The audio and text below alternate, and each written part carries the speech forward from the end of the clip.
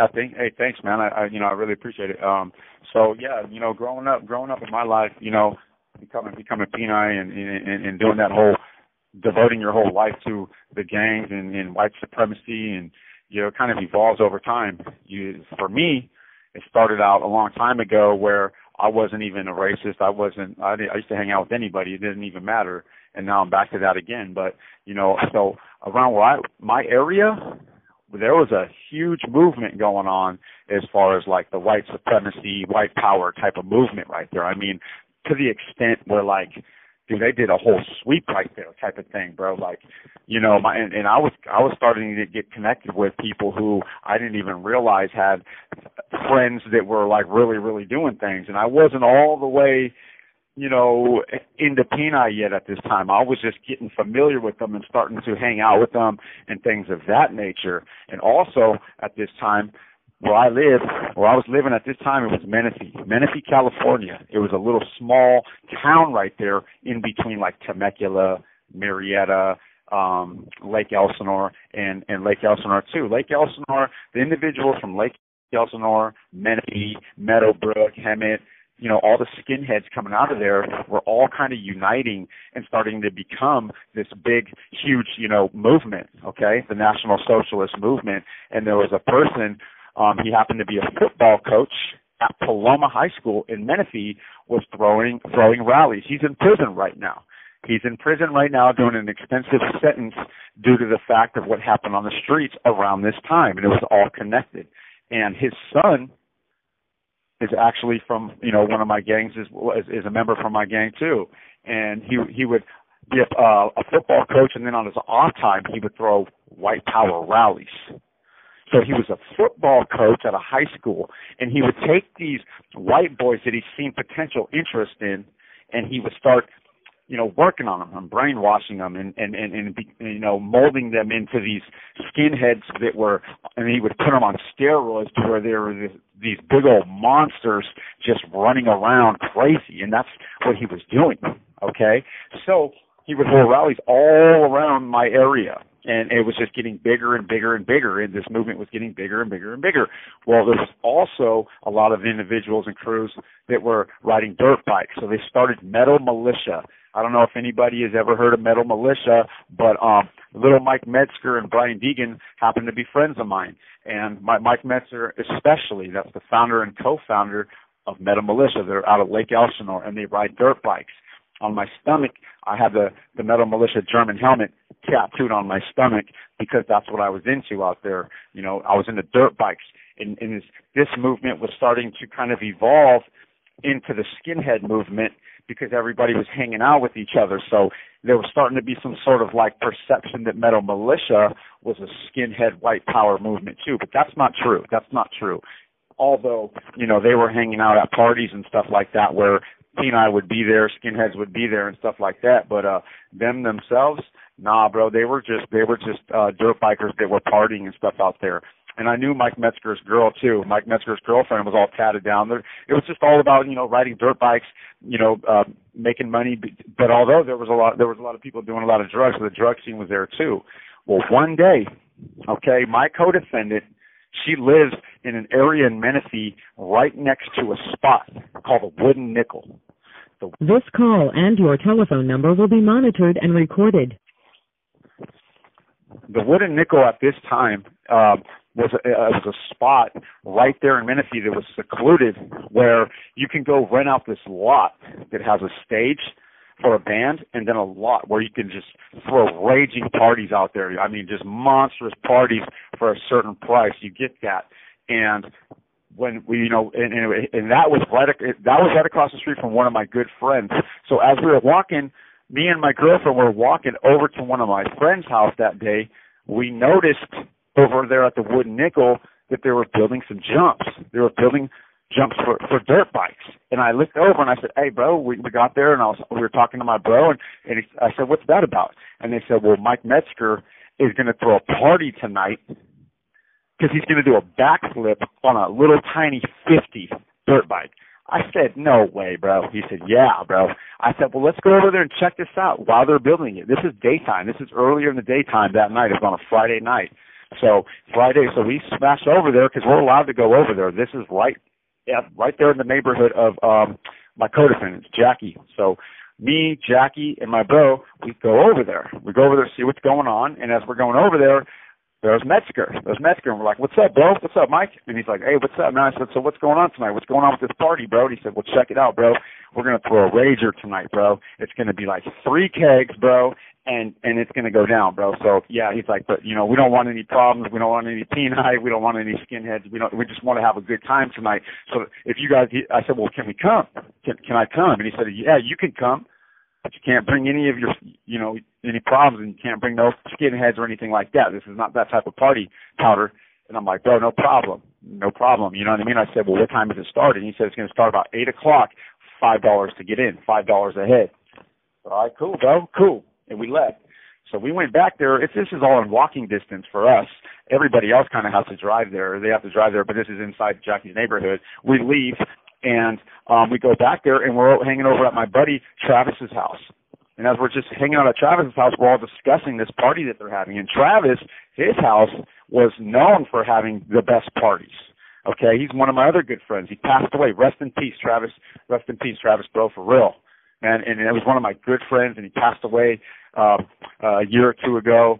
And he was one of the best men that I knew, man. And he lived right there in that neighborhood. And he grew up in the gutter, grew up in the gutter of Riverside, moved out to Menifee, and right there in Menifee, even his house right there was just, it was trashy, it was dumpy, it was dirty, but he was a good person, and he had a good heart. And so we were hanging out there at Travis's all day, drinking, smoking, and deciding whether or not we were going to go to this party. And we decided we're going to go. We're going to go to the Wooden Nickel. So we called up a bunch of people, and they come over to Travis's house, and there's about 30 or 40 of us, boys and girls, dudes and chicks, about 40 of us, and we just make a decision to collectively we're going to go over there. So we just walk over there. We're walking there, and as we're walking through there, we get to the very beginning, the entry of the Wooden Nickel, and they try to stop us because when we showed up there, a lot of my bros that just showed up were skinheads. And they said that they didn't want them to be skinheads. And there was a couple of them that were definitely penile, a couple of penile skinheads that were with us. And they were trying to stop us from going into the party. And I reassured them. I said, bro, nobody here is penile. Nobody here is a skinhead, bro. Let us through or there's going to be problems. And at this time, I was on crutches because I had just tried to do something on a skateboard, and I broke my ankle, so I was on crutches, so I couldn't, walk, and so I'm on crutches, and I said, that's why I told them, so they let us through. I reassured them, and they let us through. We paid our $5, and now we're inside the party at the Wooden Nickel. And as we're going in there's some local punk bands that are already playing. It's already started, bro, and you can hear it. They're right there on the stage. You can see the keggers. There's about 4 kegs, and everyone's lined up right there trying to get their little cups filled up for the kegs out of their little red Dixie cups. And then you got this punk band playing, but it's early, so no one's real drunk yet, so the pit hasn't started. It's going to start, okay? And there's some local bands around there that were real good at the time, but at this time, there was a punk band called FFL, Life. They were playing that night, and I know him personally. One of the drummer is one of my best friends, bro, and he is so dope on drums. I mean, sick style. So they're playing, but they're playing kind of some of their softer music at this time. And I noticed my sister, dude, is waiting in line with her friends, and I said, wow, they made it too. My sister's waiting in line for the kegs, and I was like, wow, that's kind of crazy. But at this time, my sister was like used to be like kind of gothic Nazi punk rock kind of chick with fishnet stockings and big old Doc Martens and punky color hair. So that's how she was until she got pregnant, and then she changed her life. But my sister was all in the punk scene, and all of her friends were all in the punk scene, hardcore punk scene. I mean, to the point where she ended up becoming friends with Brody from the Distillers. So anyhow, I look over and I see her and I'm like, oh shoot, dude, my sister don't need to wait in line, bro. She don't need to wait in line, bro. So I go over there. I knew everybody who was serving the kegs, and I go and I just sit up on the table where the kegs are at, bro, because I got it like that, bro. And I put my crutches to the side, and I'm like, hey, Babs, what are you waiting in line for? I said, everybody move out of the way. Let my sister and her friends get their cups. And they got their cups, and they're like, hey, thank you. We really, really appreciate it. So as they get their cups and they get situated, I get some of my cups and I grab two of them. I just have to post up. I can't just be, mobbing around anywhere because I've got a broken ankle. So I grab my two cups. I'm just chilling. This call and your telephone number will be monitored and recorded.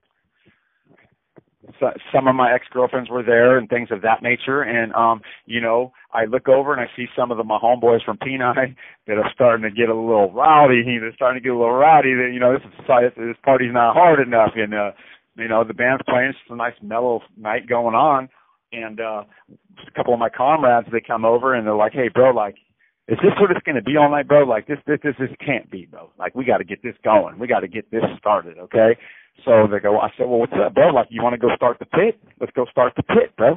And anybody who doesn't know what a pit is, it's a mosh pit, bro, okay? And these things can get real violent real quick. Anybody who knows that, okay, they're treacherous.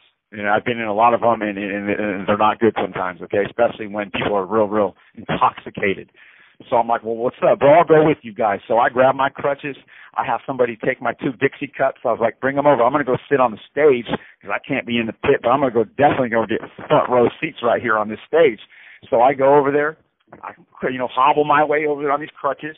Boom, boom, boom. I get in there. I'm like, what's up? I was like, Joey, stop the band. So they stopped the band for a second, and I put my crutches up on the stage. I sit on the stage, and I get my two beers, my two Dixie. You have 60 seconds remaining. Hands.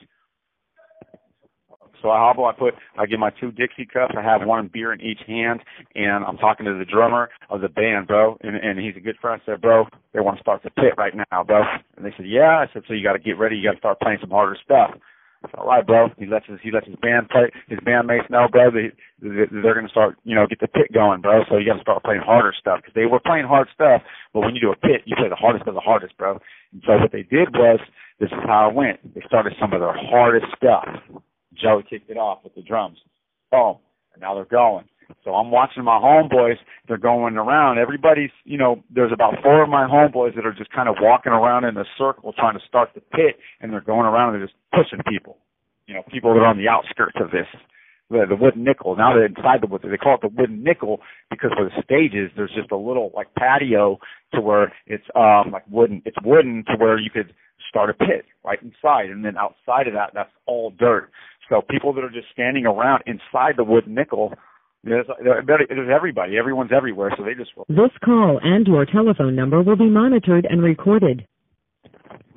Screaming, and I'm screaming, get the pit going, let's get it going, get the pit going, that's what so no one's out there being disrespected while they're getting pushed, trying to get the pit going, you know what I'm saying? So, and there's a lot of people, so you, all of a sudden, once you see a couple people get pushed, they enter the pit. So there's about maybe 7 or 8 more, and they're circling, and as they're circling, they're throwing beer, they're emptying out their beer on the floor to where it's getting slippery.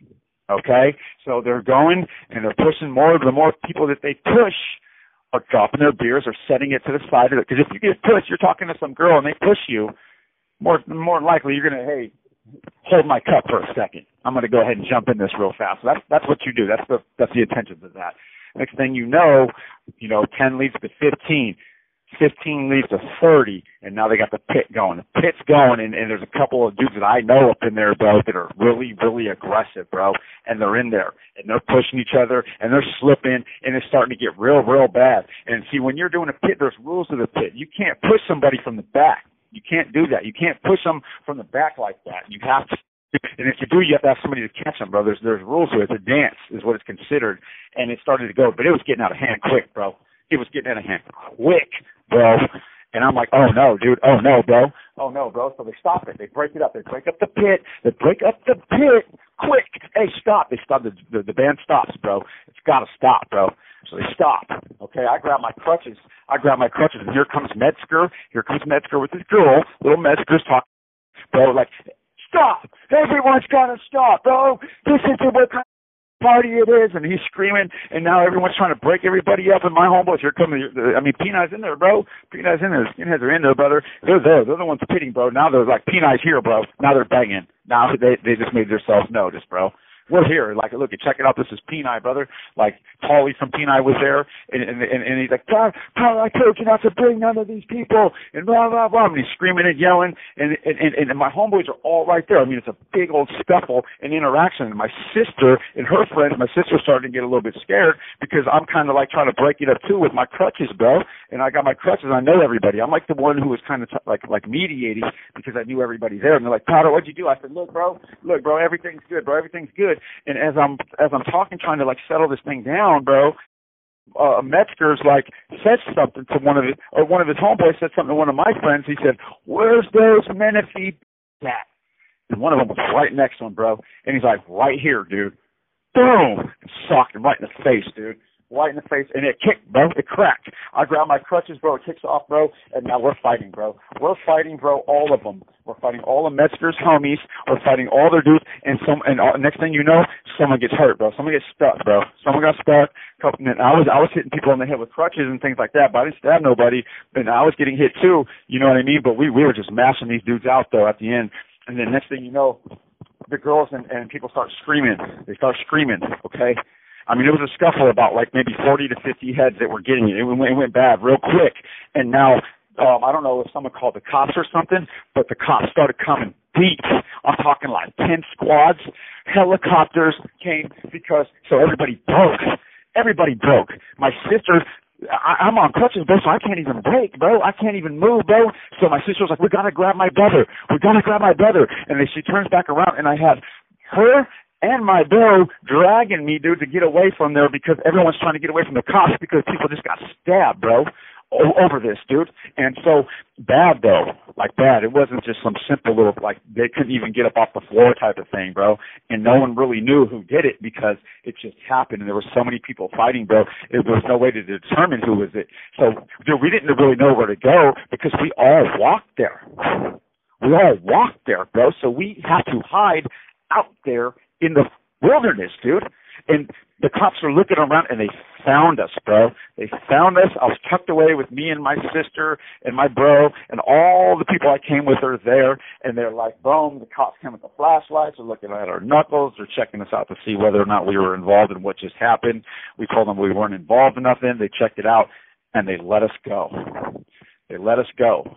Come to find out, you know, those dudes, they got seriously hurt and things of that nature. And we went back to my bro's house and we, you know, continued the party or whatnot. But that was just a start, you know. We're going to be doing this Monday through Friday, talking about these things. And this is my intro into how I was, you know, getting into these things.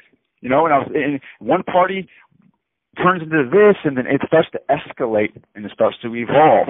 Next thing you know, I'm going to share on the next story about, you know, how the next event happened and how I, you know, progressed and was evolving into a Peni member. And this was just one of the starts. This was one of the situations of how these dudes were getting down at that time. You know, and Tony, man, I mean, it's real. It's real and it's live out there, bro. And you know, yeah, that was a crazy event. It was a crazy night. Yeah, maybe I can get my sister one of these times to get up on there and vouch that story, and she can share her experience. That'd be kind of cool, right?